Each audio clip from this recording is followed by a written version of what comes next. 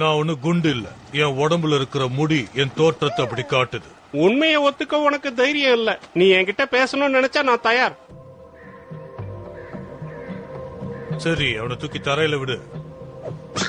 இப்படி செஞ்சா தான் அவங்களால கண்டுபிடிக்க முடியும்ல.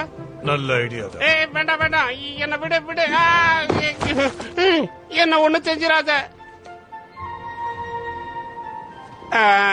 இதுதான் பிரச்சனையே. பிரச்சனையா? ஓ, முடிஞ்சது கதை.